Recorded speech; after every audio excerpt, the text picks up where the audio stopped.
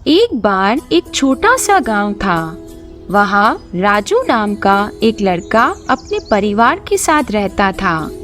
राजू के पिता को कुछ दिन पहले काम करते समय चोट लग गई थी, इसलिए एक सुबह राजू के पिता ने उसे बुलाया और कहा, राजू बेटा, ये एक चांदी का डब्बा है जिसमें कुछ कीमती सामान है। जी पिताजी, लेकिन आप ये मुझे क्यों दे रहे हैं? दरअसल ये डब्बा मुझे तुम्हारे सोहन चाचा के घर ले जाना था, लेकिन मैं अपनी चोट के कारण जा नहीं पाऊंगा। इसीलिए अब तुम बड़े हो गए हो और हमें लगता है कि तुम्हें अब मेरे काम में मेरी मदद करनी चाहिए। इसीलिए कल तुम्हारे स्कूल की छुट्टी है, तो तुम बस इस चांदी के डब्बे को अपने सोहन चाचा के गांव ले जाना, जो यहाँ से कुछ ही दूरी पर है। ठीक है पिताजी, मैं आपकी मदद करूँगा। मैं ये डब्बा ले जाऊँगा।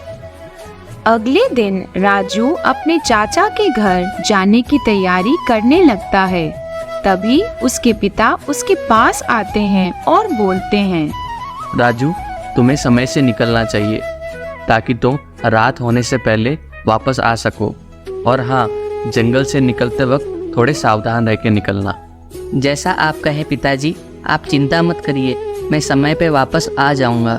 और फिर राजू ने अपनी यात्रा शुरू की और कुछ देर चलने और जंगल को पार करने के बाद आखिरकार वो अगले गांव पहुंच गया।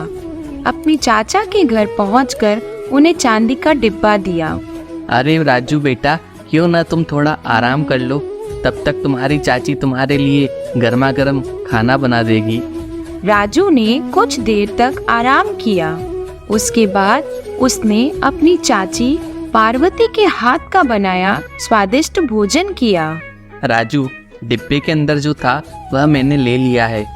तुम ये चांदी का डिब्बा अपने साथ वापस ले जा सकते हो, लेकिन ध्यान रखना कि इतने महंगे डब्बे को तुम कहीं खो न दो।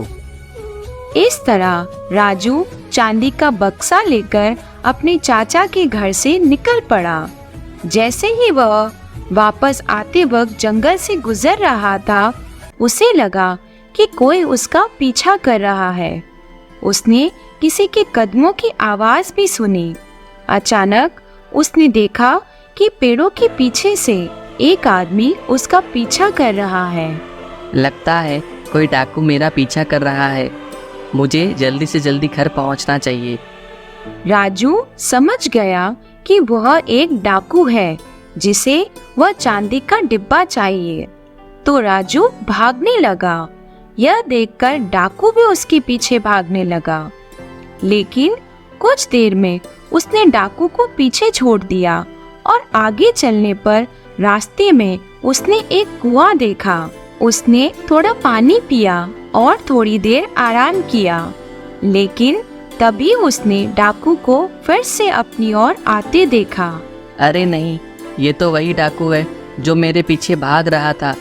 मुझे किसी भी तरह से इस चांदी के डब्बे को इस डाकू से बचाना होगा। राजू ने चांदी के बक्से को बचाने की योजना बनाई। जैसे ही डाकू राजू के पास आया तो वह जोर जोर से रोने लगा। अरे क्या हुआ बेटा, तुम रो क्यों रहे हो? मैं यहाँ आराम कर रहा था, फिर मैंने कुएं में से पानी पिया, लेकिन मेरी सोने की चेन, सोने की घड़ी और सोने की अंगूठी कुएं में गिर गई। मेरे पापा मुझे बहुत मारेंगे अगर मैं इनके बिना घर गया तो। अब ये सब मेरे लिए बाहर कौन निकालेगा? डाकू सोचने लगा। इतनी सारी सोने की महंगी चीज इस बुद्धू लड़के ने इस कुएं में गिरा दी। क्यों ना मैं इस कुएं में कूदकर इन सब चीजों को निकाल कर ले लूं। रो मत बेटा, मैं तुम्हारे लिए ये सारी चीजें कुएं से निकाल देता हूँ। जैसे ही डाकू ने सोने के लालच में कुएं में छलांग लगाई, राजू मौका देखकर चांदी का बक्सा हाथ में लेकर घर के लिए भाग गया।